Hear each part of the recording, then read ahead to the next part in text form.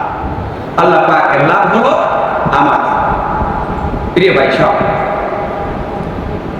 আমরা আজকে তাকওয়ার গুরুত্ব নিয়ে কিছু আলোচনা আমরা করবো ইনশাআল্লাহ।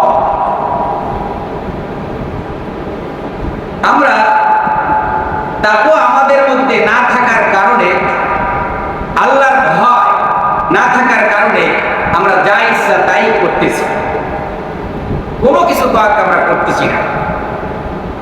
এটার মূল কারণ হলো যে আমাদের আল্লাহর ভয়, আল্লাহর প্রেম আর তাকওয়া হাকুন, আল্লাহর ভয় আমাদের অন্তরে নেই।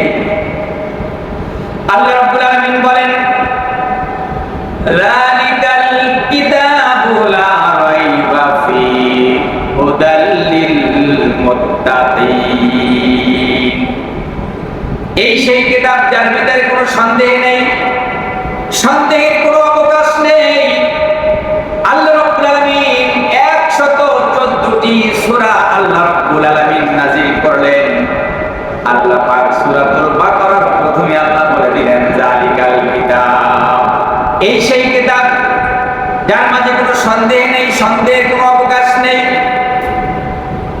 মুত্তাকিনদের জন্য হিদায়াতের এক মহামহাসার এ কোরআনুল কারীম আমি আল্লাহ রাব্বুল আলামিন নাযিল করেছি। বান্দা দুঃখে মরবে, এই দুনিয়াতে কষ্ট করবে, ক্লান্ত করবে, মুসিবতে পড়বে, বিপদে পড়বে, সেই জন্য নয়। কোরআন যারা মানবে, আল্লাহ রাব্বুল আলামিনের বিধান যারা মানবে, আল্লাহর হুকুম যারা মানবে, তারাই হলো প্রকৃতপক্ষে মুমিন, তারা হলো মুত্তাকিন। আমরা সবাই মুসলমান, আমরা সকলে আমরা মুত্তাকিন দাবি করি, কিন্তু আমাদের আল্লাহর ভয় আমাদের অন্তরে নেই। বন্ধুরা আমার, ভাইরা আমার, আল্লাহ রাব্বুল আলামিন বলে দিয়েছেন, যালিকাল কিতাব, এই সেই কিতাব যার মাঝে কোনো সন্দেহের অবকাশ নেই, মুত্তাকিনদের জন্য। যারা মুত্তাকিন, পরেজগার, যাদের অন্তরে আল্লাহর প্রেম ভালোবাসা যাদের অন্তরে রয়েছে, তাদের জন্য রয়েছে হিদায়াতের এক মহামহাসার। যে কোরআনের ছায়াতলে যারা আসে তারা হিদায়াত পায়, আর এই কোরআন থেকে যারা দূরে সরে যাবে, তারা দুনিয়ার তাগুত শক্তি তাদেরকে গোমরাহিতে লিপ্ত করবে, তাগুতি শক্তি তাদেরকে আল্লাহর দ্বীন থেকে তাদেরকে দূরে সরে দেবে। বন্ধুরা আমার, ভাইরা আমার, এখন মুত্তাকিন যারা, বিষয়টা হলো এমন, যদি কেউ প্রশ্ন করেন মুত্তাকিন কিভাবে আমরা চিনব, পরহেজগার কিভাবে আমরা চিনব, আল্লাহর ভয় তার দিলে আছে কিভাবে আমরা চিনব, আল্লাহ রাব্বুল আলামিন পরবর্তী আয়াতে আল্লাহ পাক বলে দিলেন, আল্লাযীনা ইউমিনুনা বিল গায়বি ওয়া ইউকিমুনাস সালাতা ওয়া মিম্মা রাযাকনাহুম ইউনফিকুন। যারা গায়েবের উপরে ঈমান আনে, সালাত কায়েম করে, এবং আমি তাদেরকে যে রিজিক দিয়েছি তা ব্যয় করে। এর অর্থ হলো গায়েবের প্রতি ঈমান হলো আমরা আল্লাহকে দেখি নাই, আমরা বিশ্বাস করেছি, আমরা কোন নবীর সাক্ষাৎ পাই নাই, আমরা বিশ্বাস করেছি কবরের আযাব আমরা কেউ চোখে দেখি নাই, আমরা বিশ্বাস করেছি পরকালে উঠতে হবে, আমরা কেউ চোখে দেখি নাই, আমরা বিশ্বাস করেছি আল্লাহকে দেখি নাই। যেমন বিশ্বাস করলাম নবীকে দেখি নাই, আসমানি কিতাব কোরআন নাযিল হয়েছে, আমরা যেভাবে ঈমান এনেছি, এটার নামই হলো ঈমান। অদেখা বিষয়ের উপর বিশ্বাস স্থাপন। আমরা কোরআন নাযিল হয়েছে আমরা ছিলাম না, কিন্তু বিশ্বাস করি যে এটা কোনো বানানো কথা নয়, এটা যিনি রচনা করেছে তানজিলুম মির রাব্বিল আলামিন। বন্ধুরা আমার, ভাইরা আমার, আল্লাযীনা ইউমিনুনা বিল গায়ব, যারা অদেখা বিষয়ের উপর বিশ্বাস স্থাপন করে, যেমন কবরে রাখার পরে ফেরেশতা এসে গেল, ফেরেশতা প্রশ্ন করলো, জবাব দিলেন, জবাব দিতে পারলো না, শাস্তি হলো। আমরা কেউ চোখে দেখি নাই, আমরা যেমন বিশ্বাস করি যে কবরে রাখার পরে ফেরেশতা আসবেন, সওয়াল জবাব হয়ে যাবে, সুন্দর জবাব যদি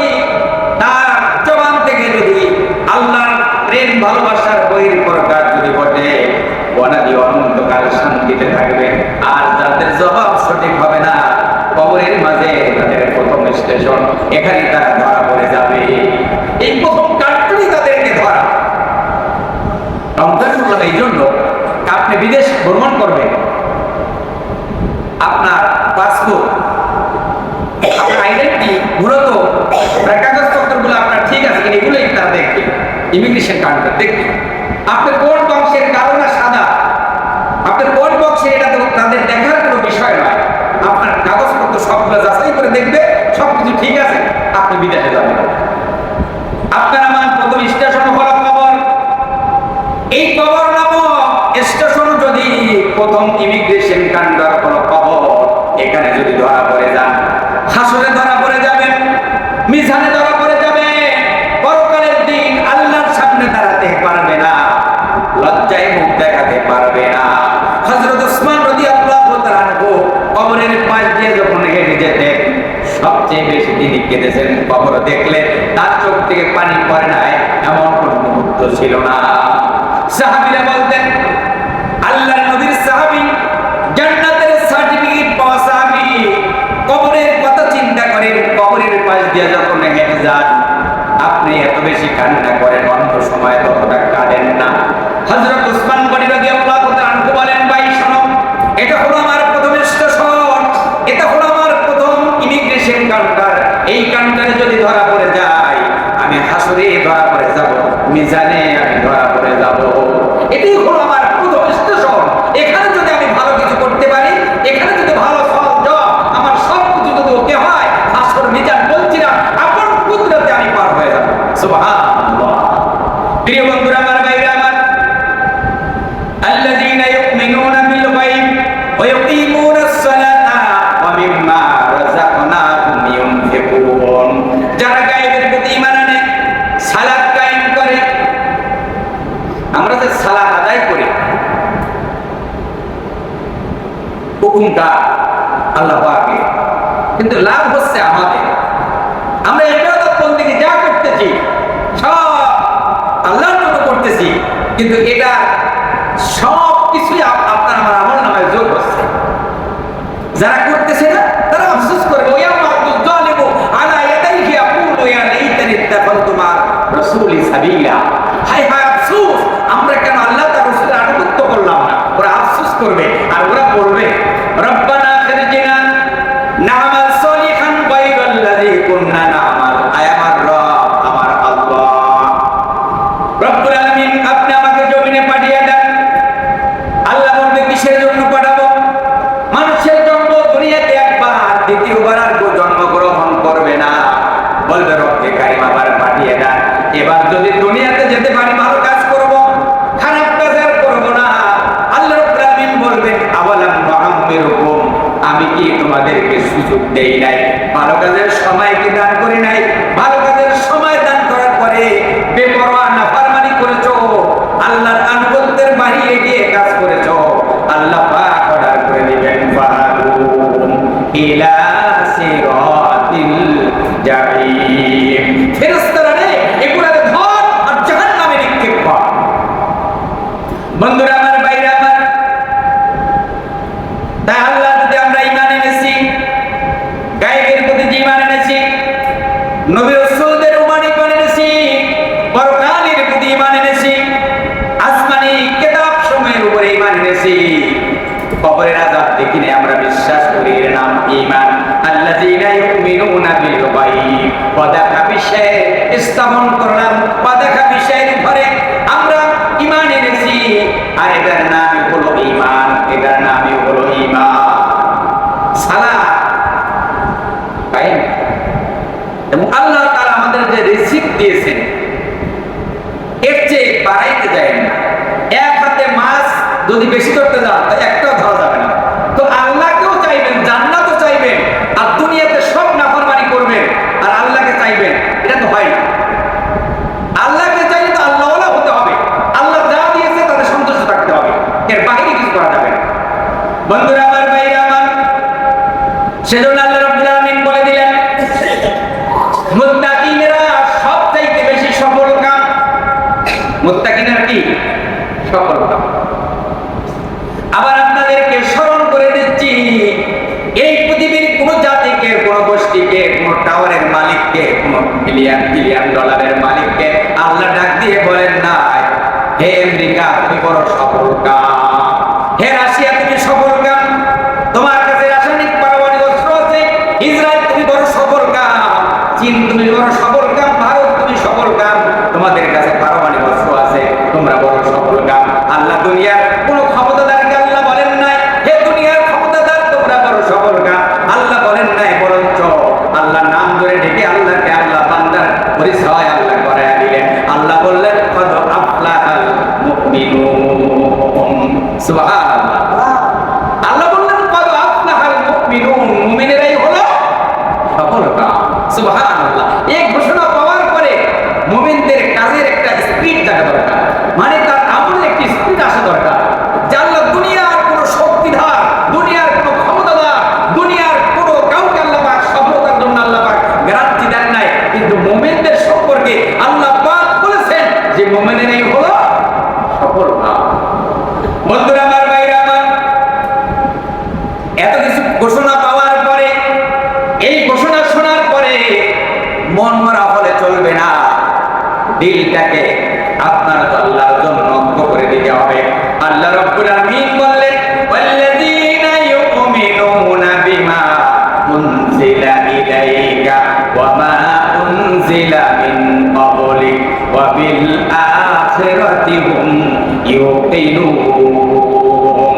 এবং যারা ঈমান মানে, ঈমান আনয়ন করেছে, তোমার প্রতি আমি যা নাযিল করেছি, পূর্বে যা নাযিল করা হয়েছিল সব কিছুর উপরে আমরা ঈমান এনেছি। আমরা ঈমান এনেছি পরকালের প্রতি, আমরা ঈমান এনেছি হাসরের প্রতি, আমরা ঈমান এনেছি পরকাল নির্দিষ্ট সময় সম্মিলিত হবে, আল্লাহর দরবারে জবাবদেহি করতে হবে। এই জীবন শেষ জীবন নয়, আর একটা জীবন আছে, ওই জীবনের নাম হলো পরকাল। আর সমস্ত নবীদের দাওয়াত ছিল লা ইলাহা ইল্লাল্লাহ, সমস্ত নবীদের দাওয়াত। বন্ধুরা আমার, ভাইরা আমার, আল্লাহর নবী ইউনূস আলাইহিস সালাতু ওয়াস সালাম উম্মাতকে দাওয়াত দেয়, ও আমার উম্মতগণ, এক আল্লাহ ছাড়া কোনো ইলাহ নাই, কোনো মাবুদ নাই, এক আল্লাহর ইবাদত করো। ওই আল্লাহ কিয়ামতের দিন আমাদের পুনরায় চিন্তা করবেন, জবাবদাহি করতে হবে। এই কথা বলার পরে উম্মতেরা বড় দুষ্ট, নবীকে নিয়ে ঠাট্টা করে, এ মাসওয়ালার কথা বর্ণনা করো ইউনূস নবী। এই ঘোষণা দেওয়ার পরে ইউনূস নবীকে নিয়ে ঠাট্টা করে, বিদ্রুপ করে। তারা বলে আমাদের দেশে একটা পাগল, এই দুনিয়াতে আল্লাহ নবী বানাইবেন, শুধু ইউনূস নবী নয়, অনেক নবীদের সাথে কাফেরেরা এই আচরণ করেছে, তাগুত শক্তি এই আচরণ করেছে। ইউনূস নবী ডাক দিয়ে বলে আল্লাহর আযাব বড় কঠিন, ওই আযাব থেকে বাঁচার ক্ষমতা দুনিয়ায় কারো নাই। এটা শোনার পরে আরো বেপরোয়া। ইউনূস নবী একদিন ডাক দিয়ে বলে, আল্লাহর পয়গম্বর ইউনূস নবী বলে, ও আমার উম্মতের দল, এখনো সোজা পথে আসো, সোজা পথে যদি নাই এসো আল্লাহর আযাব থেকে রক্ষা পাওয়া যাবে না, আল্লাহর গজব থেকে বাঁচতে পারবা না। ইউনূস নবীর উম্মতেরা, দুষ্ট উম্মতেরা বলে, ওই ইউনূস নবী গো, আল্লাহর আযাব কবে আসবে? বলছে আল্লাহর আযাব কখনো বলে আসে না, আল্লাহ যখন পাঠাবার জন্য, আল্লাহ যখন আযাব পাঠাবেন, গজব পাঠাবে, এটা আমার আল্লাহই ভালো জানেন, তবে আযাব আসবে। নবীরা বলতেন কি আযাব আসবে, এখন কখন আসবে সেটা আমি বলবো না, এটা তো গায়েবের কথা। এটা কার কথা? এটা আল্লাহ, আল্লাহই ভালো জানেন। উম্মতেরা বেপরোয়া হয়ে গেল, ইউনূস নবীকে বারবার বিরক্তি করে।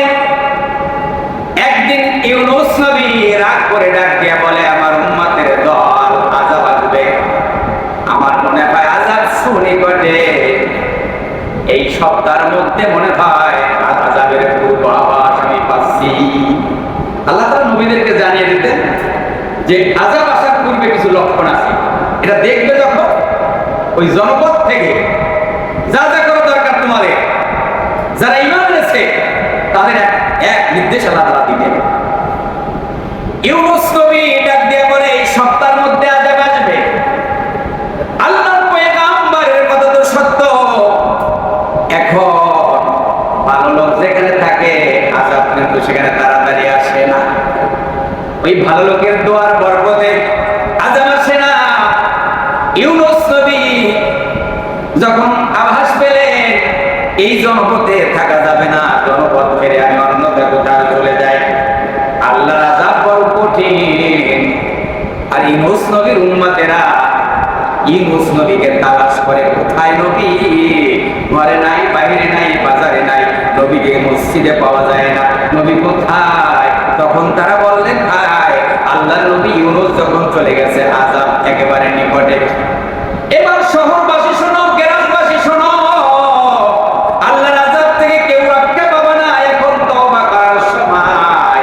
আল্লাহর নবী ইউনূস নাই, আল্লাহর নবী ইউনূস এই জনপদ ছেড়ে চলে গিয়েছে। যেহেতু আল্লাহর নবী চলে গিয়েছে, আযাব একবারে সুনিকটে, আসন্ন আযাব। এই আযাব থেকে বাঁচার ক্ষমতা পৃথিবীর কারো নাই। এখন আমাদের করণীয়, যেহেতু ইউনূস নবী নাই, ইউনূস নবী রাগ করে কষ্ট নিয়ে, বুক ভরা ব্যথা নিয়ে এই জনপদ থেকে চলে গিয়েছে। এখন আসো, ঘরবাড়ি ছাড়ো, জমিনে নামো, এবার আল্লাহর কাছে হাত উঠাও আর তওবা করো। আকাশের দিকে তাকিয়ে দেখো, হে আল্লাহ, আমরা ঈমান এনেছি, তওবা করেছি, আমাদের তওবা মঞ্জুর করেন, আমাদেরকে আপনি ক্ষমা করে দেন। তওবার জন্য হাত বাড়াইছে। বন্ধুরা আমার, বাইরে আমার, ইউনূস নবী জানল টাইম টু টাইম সপ্তাহব্যাপী অপেক্ষা করলেন। এই সপ্তাহের ভিতরে কোনো আযাব আসে নাই, গজব আসে নাই। ইউনূস নবী বললেন, ওই জনপদে আমি আর যাব না, কেননা একটা আইন ছিল, মিথ্যা প্রমাণিত হলে সর্বোচ্চ শাস্তি হলো মৃত্যুদণ্ড। ইউনূস নবী বললেন, এই জনপদে যাব না। এই শহর ছেড়ে তিনি অন্য শহরে যাওয়ার জন্য নৌকায় উঠলেন। নৌকায় ওঠার পরে নৌকা ডুবে যায়, এমন অবস্থা হয়। কিছু দূর যাওয়ার পরে মাঝি আল্লাহ ডাক দিয়ে বলে, এই নৌকার ভিতরে যতগুলো লোক আছে, তার ভিতরে, তার মাঝে যদি একজন লোককে যদি আমরা ফেলে না দেই, আমরা সকলেই মারা যাব। কোন কোন সময় দেখেন না, একজন বাঁচাইতে যাই, বাকি 50 আর ওই জায়গায় নিয়ে দিয়ে। তো মাঝি বললেন যে এর ভিতরে একজন লোক আছে, একজন লোককে যদি আমরা নৌকা থেকে স্বেচ্ছায় যদি চলে যায়, তাহলে আমরা বাকি সবাই বেঁচে থাকবো। বলছে, কাকে ফেলে দেবো আমরা? তো আন্দাজে তো ফালার দরকার নেই, আমাদের লটারি হোক। যতবার লটারি হয়েছে, ইউনূস নবীর নাম ততবার হয়েছে।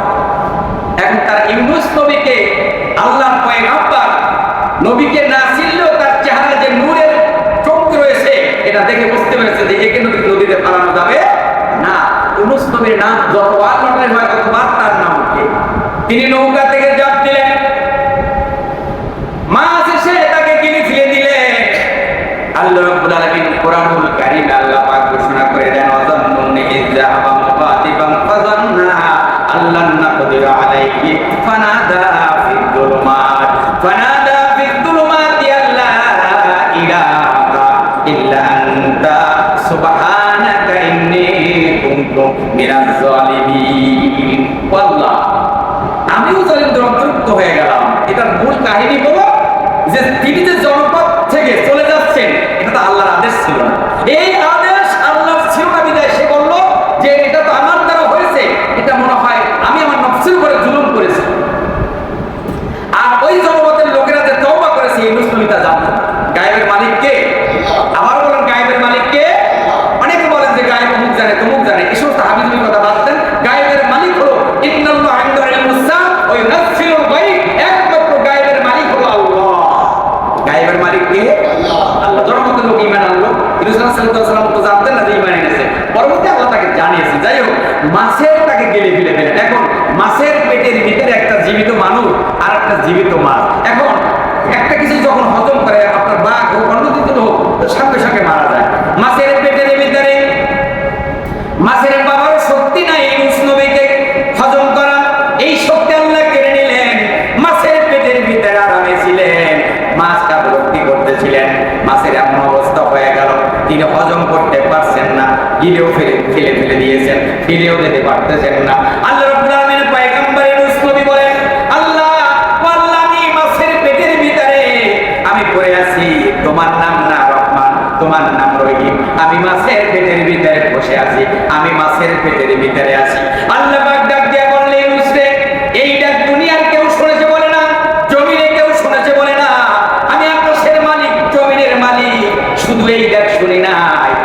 জবাব দিলাম ফাস্তাজাবনা লাহু ওয়া নাজ্জাইনাহু মিনাল গাম্মি ওয়া কাযালিকা নুনজিল মুমিনিন। ওই তুমি শুধু একা নয়, পৃথিবীর কোন মুমিন বান্দা যখন আল্লাহকে ডাকে, ওই ডাকে আল্লাহর সাড়া দেওয়া ওয়াজিব হয়ে যায়। সুবহানাল্লাহ বাড়ি দিয়ে বললেন যে ওই ডাকে সাড়া দাও, তুমি শুধু একা নয়। ওয়া কাযালিকা নুনজিল, ইউনূস আল্লাহ বলেন নাই ওয়া কাযালিকা নুনজিল মুমিনিন। প্রত্যেকটা মুমিন এই পৃথিবীর আল্লাহর জমিনে যারা আল্লাহর উপরে ঈমান এনেছে, ওই ঈমানদারেরা যখন আল্লাহকে ডাকে, ওই ডাকে আল্লাহর সাড়া দেওয়া ওয়াজিব হয়ে যায়। এখন আপনি বুঝেন কেমন আপনি আল্লাহকে ডাকবেন। আল্লাহ রাব্বুল আলামিনের পয়গম্বর মাছের পেটের ভিতরে রইলেন, মাছের এমন অবস্থা হলো বমি করে দিতে পারলে যেন বাঁচি। কাযালিকা নুনজিল মুমিনিন। আল্লাহ পাক মাছের পেটের ভিতরে বেদনা শুরু হয়ে গেল, মাছ আর পানির তলদেশে শুয়ে হইতে পারলেন না। মাছের এমন অবস্থা হলো বমি করে দিতে পারলে যেন বাঁচি, এই অবস্থা হয়ে গেল। মাছ ভেসে উঠলেন, কিনারায় চলে গেলেন, বমি করে ফালাই দিলেন, মাছও বাঁচলো, ইউনূস আলাইহিস সালামও বাঁচলো। ওয়া কাযালিকা নুনজিল মুমিনিন। আল্লাহ দুনিয়ার মুমিনদেরকে আল্লাহ ওয়াজ করে শোনায় দেয়, ও দুনিয়াবাসী শুধু ইউনূস নয়, তোমরাও যদি বিপদে পড়ো, বিপদের পূর্বে আগে এবং পরে যদি আল্লাহকে ডাকো, আমি আল্লাহ তোমাদের ডাকে সাড়া দিয়ে থাকি। সেজন্য আমরা আল্লাহকে বেশি বেশি ডাকি। এখন মুত্তাকিনেরা সবচাইতে বেশি সম্মানিত। সুবহানাল্লাহ, মুত্তাকিনেরা সবচাইতে বেশি সম্মানিত। এখন বলবেন না হুজুর কেমনে এটা হয় না, দুনিয়াতে এটা আমরা দেখতেছি না, এর কোনো লক্ষণ নেই না। আর দুনিয়া সিজনুল মুমিনিন ওয়া জান্নাতুল লিল কাফিরিন। মুমিনদের জন্য দুনিয়াটা কারাগার, সিজনুল মুমিনদের জন্য দুনিয়াটা কারাগার। আর মুত্তাকিন যারা, পরহেজগার যারা, আল্লাহ ভীরু যারা, তাদের জন্য কষ্টই হবে, কিন্তু অনাদি অনন্তকাল আল্লাহর জান্নাতে তারা থাকবে। সুবহানাল্লাহ। বন্ধুরা আমার, ভাইরা আমার, আল্লাহ রাব্বুল আলামিন বলেন মুত্তাকিনেরা কোরআন থেকে উপদেশ গ্রহণ করে, ওয়া ইন্নাহু লাতাযকিরাতুল লিল মুত্তাকিন। মুত্তাকিনরা যেমন সম্মানিত, তারা আল্লাহর আদেশ তারা মেনে নেয়। আল্লাহর কথা শুনলে তাদের অন্তরের ভিতরে ভয়, প্রেম, ভালোবাসা জাগ্রত হয়। হে আকাশের মালিক, হে জমিনের মালিক, হে কুল কায়নাতের মালিক, এহ জগৎ পরজগৎ, আল্লাহর যত জগৎ, এই সৃষ্টি জগৎ, এহ জগৎ আর পরজগৎ নয়, যত হাজার জগৎ আছে সব জগতের মালিক আমার আল্লাহ। সুবহানাল্লাহ। বন্ধুরা আমার, ভাইরা আমার, সেই জন্য আল্লাহকে বেশি ভয় করতে হবে, আল্লাহকে বেশি ভালোবাসতে হবে, আল্লাহকে বেশি ভয় করতে হবে। আল্লাহ রাব্বুল আলামিন কোরআনুল কারীমে আল্লাহ বলে দেন, ইয়া আইয়ুহাল্লাযীনা আমানুত্তাকুল্লাহা ওয়াল তানজুর নাফসুম মা কদ্দামাত লিগাদ ওয়াত্তাকুল্লাহা ইন্নাল্লাহা খাবীরুম বিমা তা'মালুন। আল্লাহ রাব্বুল আলামিন বলেন, হে ঈমানদারগণ, তোমরা আল্লাহকে ভয় করো। কার কথা? কার কথা? তো আল্লাহ বলছে ঈমানদারগণ তোমরা আল্লাহকে কি করো? ভয় করো। কেন বলছে? তো ঈমান আনার পরে আমরা আল্লাহকে ভয় যে করি না, এটাই তার প্রমাণ। আল্লাহ রাব্বুল আলামিন বলে ঈমানদারগণ আল্লাহকে ভয় করো। আর প্রত্যেক ব্যক্তির উচিত হলো চিন্তা ভাবনা করে আগামীকালের জন্য কি তার করণীয়। আগামীকাল বলতে হলো কবরের জামানা, পরকাল, হাসর, মিজান, কোন সিরাত তোমার পার হতে হবে, এমন এক সমুদ্র তোমার পার হতে হবে। ওই সমুদ্র কোনো জাহাজ নাই, কোনো ভেড়া নাই, কোনো নৌকা নাই, কিছু নাই, তোমার পার হতেই হবে।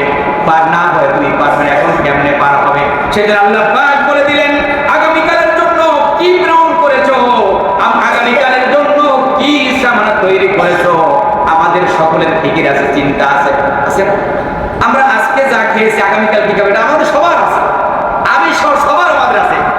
দুনিয়ার অল্প সময়ের জিন্দেগিটা আমরা সুন্দরভাবে করি, আমার পরে কি বলে কি হবে এভাবে চিন্তা করি। তো আল্লাহ পরকাল সম্পর্কে আল্লাহ জানিয়ে দিচ্ছে যে হে ঈমানদারগণ আল্লাহকে ভয় করো। আল্লাহকে কি করো?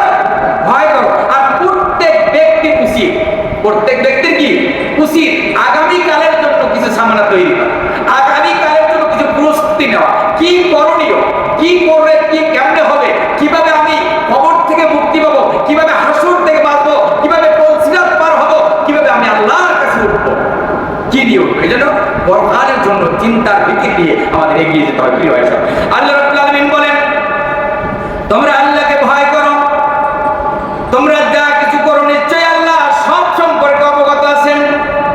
সেই জন্য পরকালের আল্লাহ পাক যে নির্দেশনা দিয়েছেন তা হলো আল্লাহর সামনে তোমার মোলাকাত, আল্লাহর সামনে তোমার সাক্ষাৎ। আল্লাহর সাক্ষাৎ পেতে বলে আল্লাহর কাজ করে বান্দা শো, আল্লাহকে ভয় করো, আল্লাহকে ভয় করো, আল্লাহকে ভয় করো। বন্ধুরা আমার, ভাইরা আমার, আয়েশা সিদ্দিকা রাদিয়াল্লাহু তাআলা আনহাকে আল্লাহর নবী বলেন, ইয়া আয়েশা রাদিয়াল্লাহু তাআলা আনহা, মুহাব্বান আমাল ফাইন্না লাহা মিনাল্লাহি তালিবা। সামান্যতম তুমি যারা পরিমাণ যদি গুনাহ দেখো তা থেকেও বেঁচে থাকো, কেননা আয়েশা কিয়ামতের দিন আমার আল্লাহ রাব্বুল আলামিন কিয়ামতের দিন তুমি আমার স্ত্রী, ওই হিসেবে নাজাতের কোনো ফয়সালা হবে না। ওয়ানজির আশিরাতাকাল আকরাবিন, আমি মুহাম্মদুর রাসূলুল্লাহ সাল্লাল্লাহু আলাইহি ওয়াসাল্লাম, আল্লাহ পাক আমাকে কিয়ামতের দিন সমস্ত নবীদের মাঝে আমাকে বাছাই করবে, আমাকে ক্ষমতা দিবেন, আমাকে আল্লাহ পাক আরশের ডান পাশে মাকামে মাহমুদ আমার জন্য প্রস্তুত রেখেছেন। সব কিছু দেওয়ার পরে আয়েশা শোনো, কিয়ামতের দিন সামান্যতম উপকার করার ইখতিয়ার আল্লাহর আদেশ ছাড়া সেদিন আমাকে দেওয়া হবে না।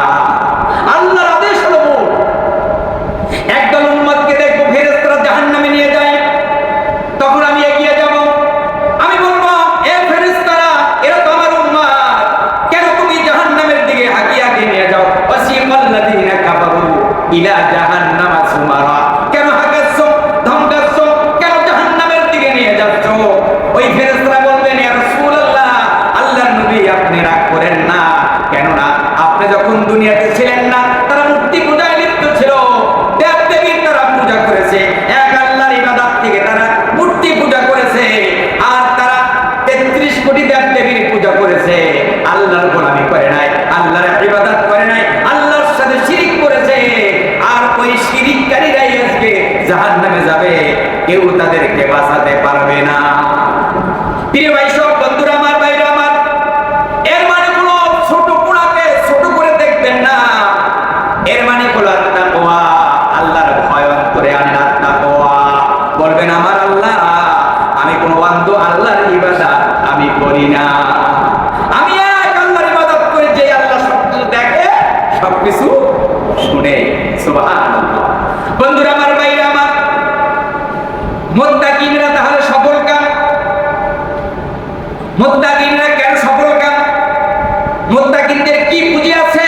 কোটি কোটি টাকা নাই, পারমাণবিক অস্ত্র নাই, রাসায়নিক অস্ত্র নাই, টাইম বম নাই, অ্যাটম বম নাই, কিছুই নাই। মুত্তাকিনদের ঈমানি শক্তি আছে, সেই জন্যই আল্লাহ বলেছে মুমিনেরাই হলো সফল কাম। সুবহানাল্লাহ। মুমিনেরই হলো সবথেকে বড় সফল কাম।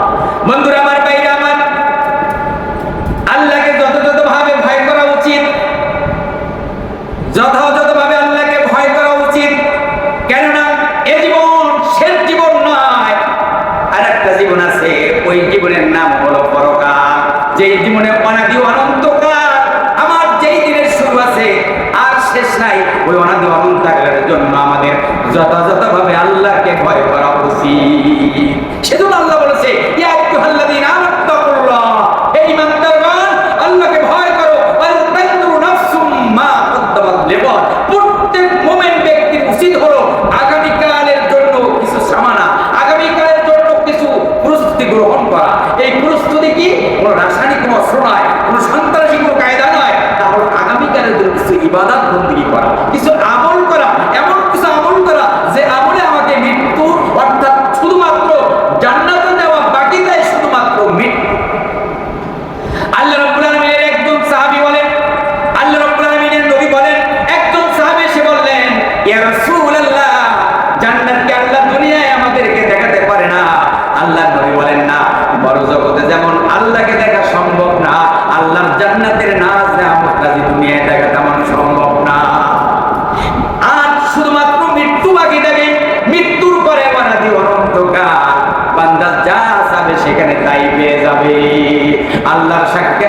সাক্ষাৎ যদি, লাভের চিন্তা যদি, চেতনা যদি থাকে, তাহলে আগামীকালের জন্য আমাদের সকলের প্রস্তুতি গ্রহণ করা উচিত।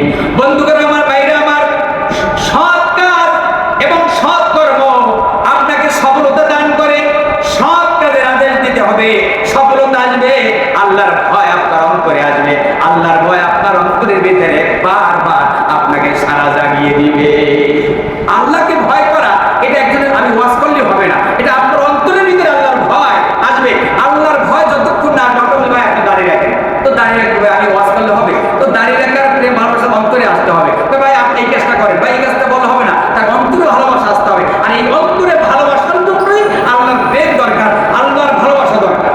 আল্লাহর ভালোবাসা যতক্ষণ না পর্যন্ত না আসবে, ততক্ষণ পর্যন্ত মুখ দিয়ে ওয়াজ করে আমি কেমন হবো না। ওই একদল আছে না, তখন 12ই রবিউল আউয়াল আসে, কি সুন্দর গান শুনে শুনে, এরপর শুনে শুনে কত সুন্দর মিলায়, এরপর মিলার ক্যাম, গরু, ছাগল, ভেড়া, দুম্বা শেষ নাই, এরপর এগারো গান না।